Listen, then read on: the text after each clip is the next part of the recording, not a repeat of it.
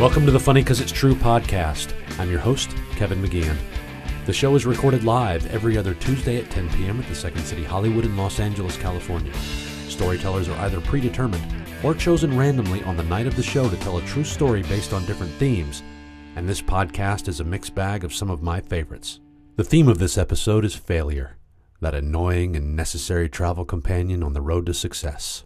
Laura McGhee tries desperately to have a polite relationship with her stalker. John Banks learns not to get married after 2 months of knowing someone, and I confront a heckler and give them their comeuppance. But let's not dawdle. First up, Laura McGhee. I'm Canadian. That's not the failure part. At least from my point of view. And I've been here about a year and a half, and I've tried really hard to assimilate into American culture, but there are some differences, especially pertaining to dating. And just to give you an indication, back in Canada, I once dated a guy for 2 years just to be polite. So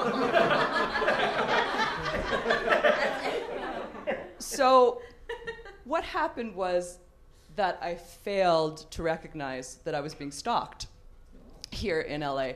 I just thought that American guys were much more focused. So because I failed to recognize that, I also failed to embrace the victimology of the stalkee. So, for example, when my stalker was following me in traffic, I wouldn't blow through any yellow lights. I was always very conscientious about using turn signals. Made his job a lot easier. I didn't defriend him on Facebook, even though he liked everything and wrote "you're hot" in the comment section, even when I posted about my grandfather lapsing into a coma. So that was a little strange. And when he sent me drunken texts at 3 a.m. that said things like, "Stop ignoring me, bitch," I would just do a smiley emoticon. Because I still wanted things to be civil and pleasant. So, needless to say, he became frustrated. And so he cheated on me. He started stalking another girl. So we worked our way through that, but there were some trust issues after that. And then he had to move to another city for his job. Actually, he was deployed to Iraq. So, service guy, shocking. And everyone knows that long-distance stalking relationships don't work.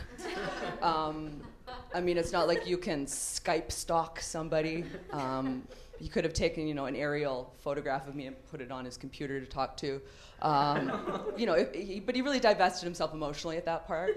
And there are other things he could have done. He could have, sent me a postcard every now and then, "wish you were here," tied up in my duffel bag. But I really stopped hearing from him. So I thought, we're done with that and I'll move on. And a few weeks ago, he contacted me. And he said, "I just found out where you work, and I'm going to apply for a job there. And I know that you moved, so tell me your new address."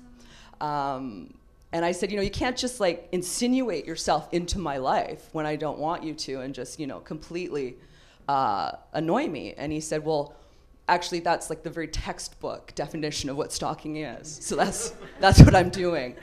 And then I finally got it. And I went, "Oh, okay. Yeah, I don't want this." So, then I leapt into action. I let my boss know that he couldn't hire this person. I alerted security, at my apartment building. I really did try. I tried. But I really felt like it was too little too late. His heart really wasn't in it at that point. So he took a job in Utah instead, and he's out there now. And I know I failed as a victim, but I really feel, like it was a good learning experience for me. One of my favorite authors is F. Scott Fitzgerald, and he has a great quote that says, "Never confuse a single defeat with a final defeat." And his wife was batshit crazy, so he knows what he's talking about. So I'm going to take this defeat as a learning experience, this failure as a learning experience, so that I'm going to be ready for the next time. And it's LA, so it can happen any day now. Next up, John Banks. In 2006, I got called to jury duty in Los Angeles County. It was downtown, and if you've never been to jury duty, they put you in this huge room with 150 other people, and you're all just miserably waiting to find out if you're going to be called down to actually go into a room. So I'm sitting there, and at this time I had a business that had just tanked. I'm unemployed. I don't want to be there. I haven't had a haircut in months. I got a beard. A girl would tell me, and this is no offense to this culture, but she said I was dressed like an Armenian. I don't know what that means, but apparently they wear a lot of leather. So I'm sitting there in this room, just hating life, and I see this gorgeous blonde girl across the room. And I figured, you know what, fuck it. I'm going to go talk to her, because what else am I going to do? So I'm walking over to her, and as I'm walking, I'm thinking, okay, what am I going to say to her? What am I going to say to her? And she's eating a bag of pretzels. So I walk over, and I go, hey. And she's reading a magazine, and she literally does this. And I'm like, oh, God. So I go, hey, where'd you get those pretzels? And without saying a word, she points. She never looks up. She points over to a machine of pretzels, and I'm like, all right, great. So I go sit down and think, well, that was fun. Well, the day goes on, and there's only 20 minutes left. And I'm thinking, all right, cool. I'm going to get out of this. So there's 5 minutes left, and they call my name. So I have to go down into this room. So I'm sitting in the back, and they're picking jurors, and this blonde girl who hates me is in there. And I'm thinking, oh, crap, I'm going to be in a jury with some girl who thinks I'm an idiot. Well, it goes I get picked for the jury selection. Actually, it's I end up being the second alternate, which basically means if 2 people in the jury die, I'll end up on the jury. So I get picked, I go home, I cut my hair, I shave, I go back in the next day, and I'm sitting in there, and her name was Amy, by the way. I won't use last names, but her name was Amy, and there was a guy named Ed and another girl named Vicky. We all started going to lunch every day. And I'm thinking, okay, great, since I cut my hair, the blonde girl, Amy, is interested in me. So this trial lasts for a month. We end up, we start dating, Amy and I, right? We get engaged after 2 months, which everyone knows is such a great choice. Right? No one could know that there was horror to come. So after 6 months, we're married. But at our wedding, we're sitting there and we're telling the crowd our story. We're telling, not the crowd. It's not hey, we're at Friday night. We're telling all of our guests, all of our beloved friends and dearest family, kind of how we met. And she tells her side of it, and then I tell my side of it. And she did not realize until that moment that I was that Armenian guy. So we get married, and we go on our honeymoon. And a honeymoon, right, is supposed to be this thing where you're just in love with each other, and you can't get enough of each other. On the plane flight there, we're both drunk and just hating each other. So we get there, we have our honeymoon, and it just it started a series of events where we're sitting there, and she literally just turns to me and she's like, wow, we made a mistake, didn't we? And I'm like, yeah, I think we did. But we were not going to fail because we just spent a lot of money on this stupid wedding.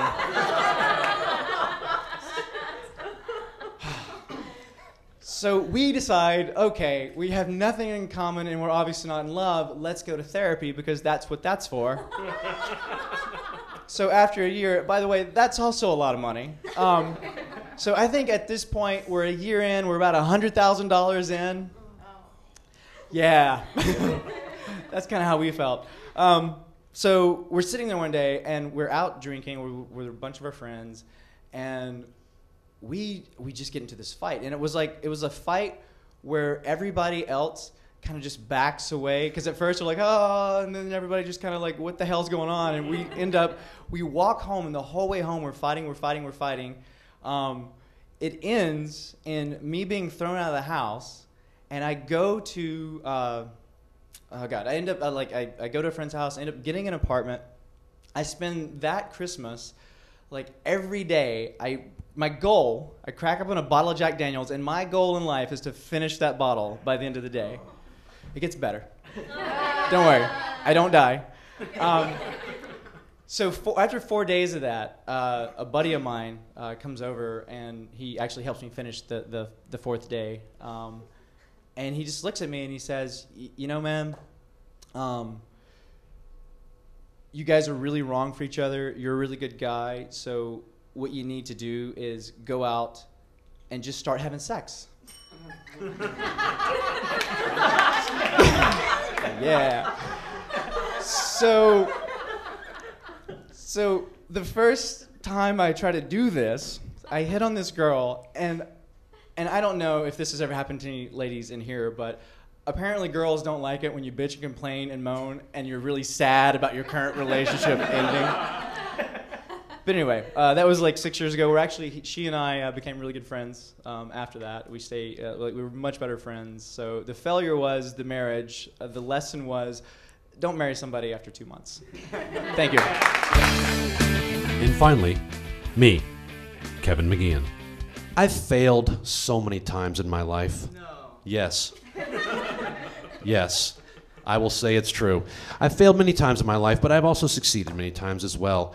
And the scales are constantly being balanced.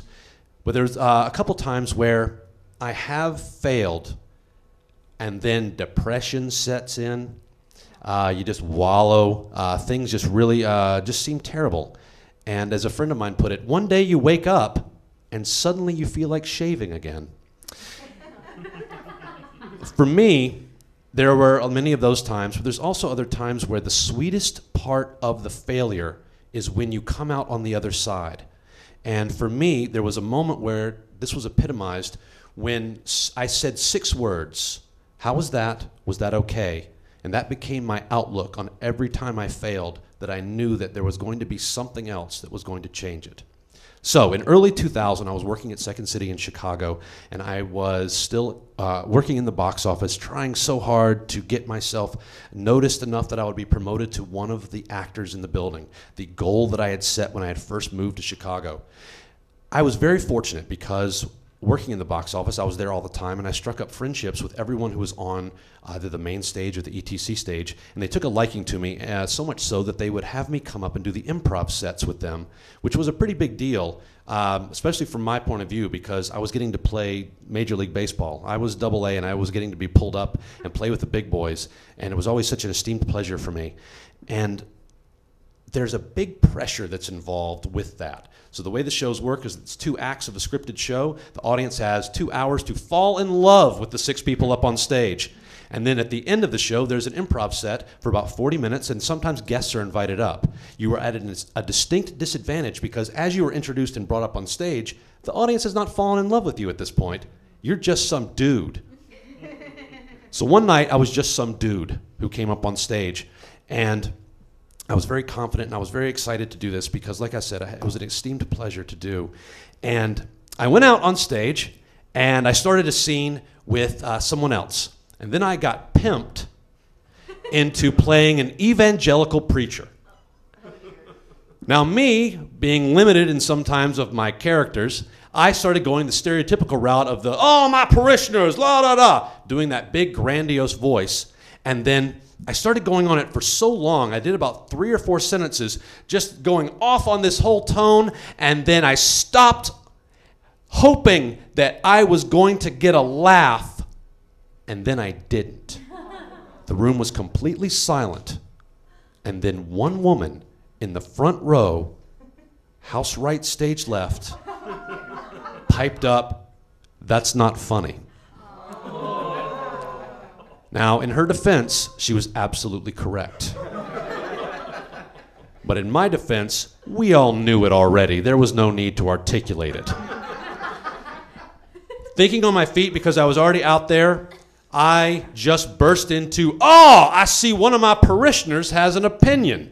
And I went down and started talking to her and continued on my path of that character, and she just kept looking at me like I was an idiot. But then everybody else on stage did something that was very cool, and they all backed me up. And they acted literally and figuratively. They all came behind me and made a circle behind me and then just started yelling at her. Going on, and it kept escalating till actually there was a crescendo of one very tall man in the back. It ended with, "You fucking whore."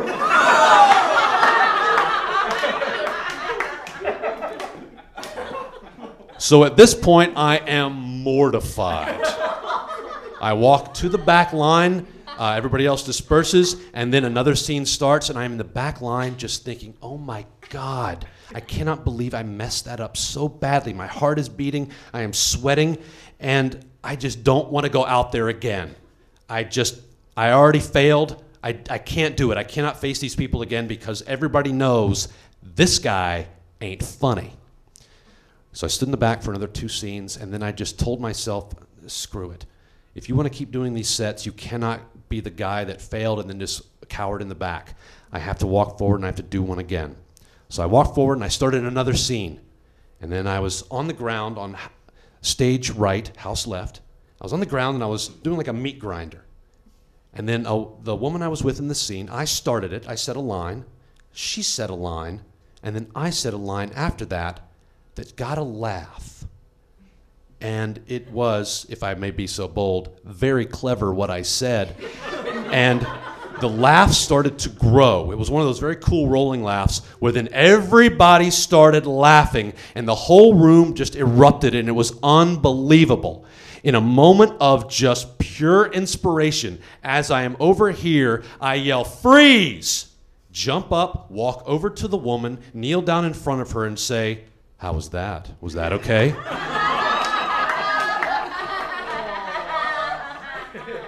And she looked at me and still in her drunken state said, "No, it's not." And then everybody else started applauding. And as I walked back to my space, I said, "Well, maybe it is." And then I got back, said unfreeze, and then started the scene right where it was. Now that to me began to epitomize my view on failure, that there are times you're going to fail, as I did at the very beginning of that. But it is even sweeter when you come out on the other side and there are other times where you place significance on things, and I place a lot of significance on this moment because I know for a fact that when I do fail, there's going to be something else I do that's going to be better because of that failure. And I can always think to myself when I look at the naysayers after they've seen it, "How was that? Was that okay?" Thank you. That's it. That's our show. Special thanks to our storytellers Laura McGhee and John Banks. Also thanks to Josh Callahan, Mark Warzeka, the Second City Hollywood, and the Comedy Podcast Network for producing the show. You can like Funny 'Cause It's True on Facebook to find out upcoming show dates and themes. All the past episodes are available for free download on the Comedy Podcast Network and iTunes. While on iTunes, feel free to leave a rating and a comment about the show.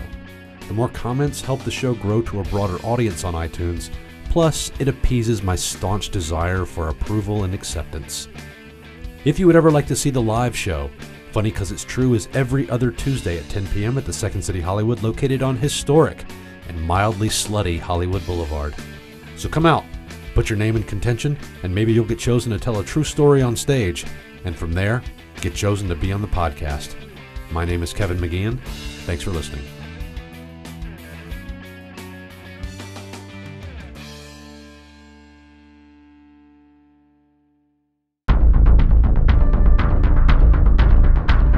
You have received this transmission from the Comedy Podcast Network. For more shows, visit comedypodcastnetwork.com.